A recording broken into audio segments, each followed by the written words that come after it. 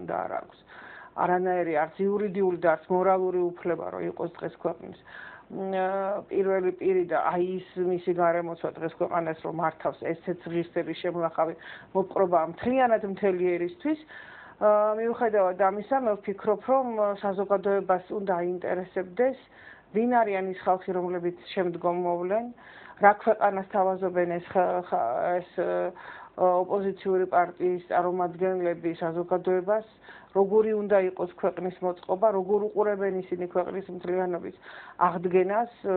ან იმ პოლიტიკას, რომელიც სააკაშვილმა გაატარა დღეს, როგორც ვთქვათ, დასავლეთთან, ისე ჩრდილოეთთან, რას დაამსგავსა ეს ქვეყანა ამ ორი ქვეყნის პოლიგონად, როდესაც იქცა ეს ერთი ბეწო და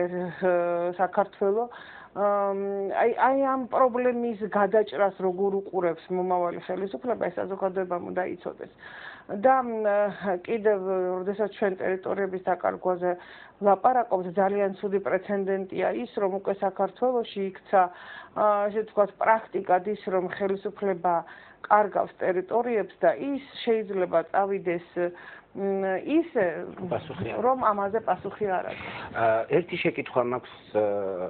მე შეიძლება არ დამამტყეს იმიტომ რომ პროფესიონალი ჟურნალისტი ვარ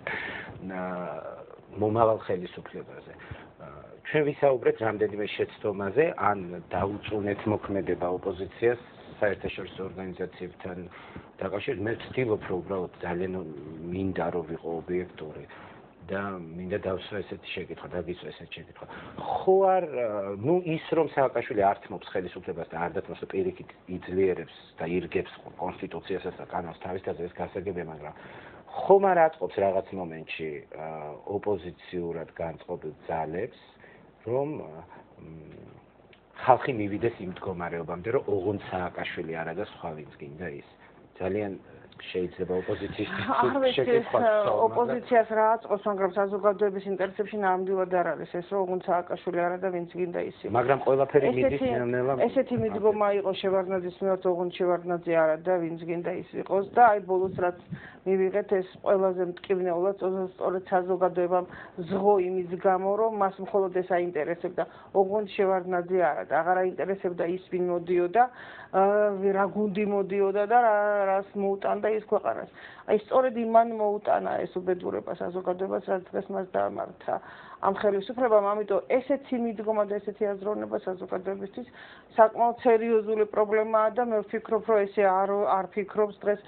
ჩვენი საქართველოს მოსახლეობის დიდი ნაწილი და თუ ვინმე არის ვინც ასე ფიქრობს, ეს არის ძალიან დიდი შეცდომა. ჩვენ ყველაზე პირველი რაც უნდა გვაინტერესებდეს ეს, რომ ამ ხელისუფლებამ ყველა თავის დანაშაულზე შეიქმნას პრეცედენტი, რომ აგო პასუხი იურიდიული და მოვიდეს ხელისუფლება, რომელმაც უნდა იცოდეს, რომ აი ამ დანაშაულებებისთვის, რომელიც სააკაშვილმა ჩაიდინა, არსებობს სასჯელი, რომელსაც ის და მისი გარემოცვა იხდის და ნებისმიერი ხელისუფლება, ვინც არ უნდა იყოს მოსული შემდგომ, როგორი მაღალი რეიტინგითაც და როგორი არჩევნებითაც არ უნდა როგორი მაღალი პროცენტითაც არ უნდა მოვიდეს. ის უნდა იცოდეს, რომ თუ კი მსგავს ღმერთმა დაიფაროს ასეთი შეცდომები, ნუ მსგავს შეცდომებს მაინც და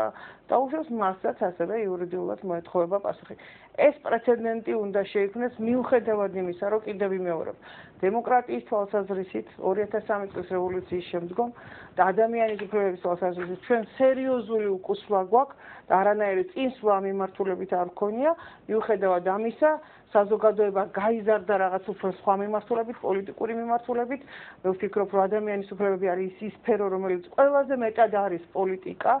და ვინაიდან საზოგადოება პოლიტიკურად ძალიან დღეს გაზრდილია, მე იმედი მაქვს, რომ ამ მიმართულებითაც ის მიუხედავად იმისა, რომ ამ ქვეყანაში ადამიანის უფლებები და ღირებულებები აბსოლუტურად ფეხქვეშ გათენდილია და დღეს მის დარღვევებზეც არ შეიძლება ლაპარაკი, იმიტომ რომ ეს აღარ არსებობს, ეს ხელისუფლება ადამიანს, ინდივიდს, როგორც ასეთი არ განიხილავს და მას პატივს არ მიაგებს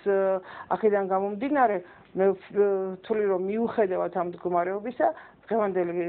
საქართველოს მოსახლეობა არის მზად იმისათვის, რომ აი ეს ღირებულებები შემდგომ ხელისუფლებას დაუყენოს, თუნდაც იმიტომ, რომ მან ეს ძალიან წარედ ზღო მთელი ამ პერიოდის განმავლობაში. აი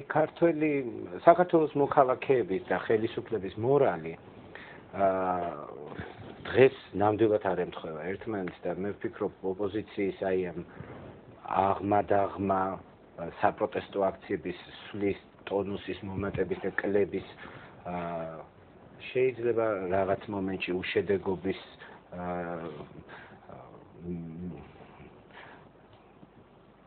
უშედეგობა იმის ბრალია რომ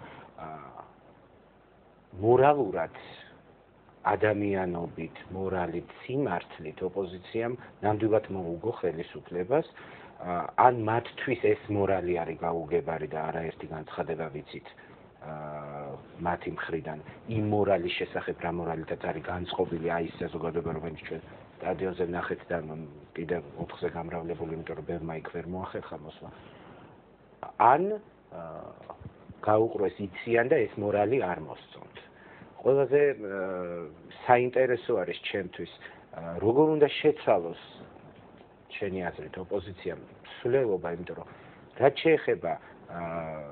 ქართველ ტრადიციულ ადამიანს რომელსაც ეს ქვეყანა უყვარს არ უნდა ამ ქვეყნიდან არსად წასვლა და უბრალოდ უნდა რომ ამ ქვეყნის მშენებლობაში მიიღოს მონაწილეობა და იცხოვროს ამ ქვეყანაში და ეს ქვეყანა იყოს კარგი და არა ის რომ ორი კაპიკი იშოვოს და ამ ქვეყანას სადღაც წავიდეს ან ელოდება იმას რომ არ აქვს დღეს საშუალება და გაქცევა უნდა ხო ის ხალხი ოპოზიციამ ნამდვილად შემოიგრება და ჩვენ ნახეთ სულ ბოლო დროინდელი პრეზენტაცია მოძრაობის რომელმაც დაიწყო ხალხის გაწევრიანება პეტრიაშვილის 18 ნომერში საზოგადოებრივი დარბაზის ოფისში დაიცავი საქართველოს სადაც ჩამოთვლას კი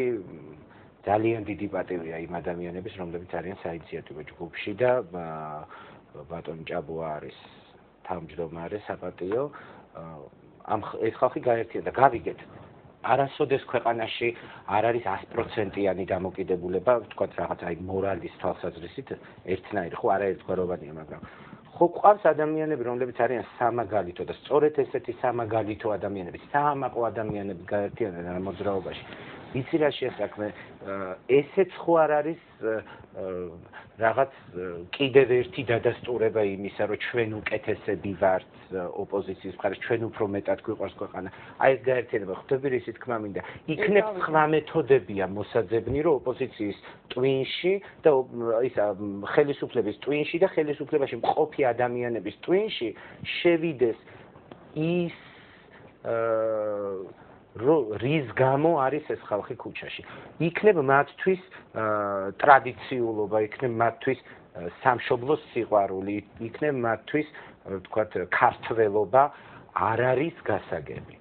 და იქნებ სხვა მეთოდით მაინც გააგებინოთ რაღაცნაირად. აღარ ვიცი უკვე ხელისუფლებისთვის საერთოდ რა არის გასაგები, გაუგებარია. იმიტომ რომ ნაციონალების სახელწოდებით მოსული პარტია ვიზუალურადაც რო შეხედავ არანაირი ნაციონალური ამათ არაფერი არ გააჩნიათ და საერთოდ ძალიან ხშირ შემთხვევაში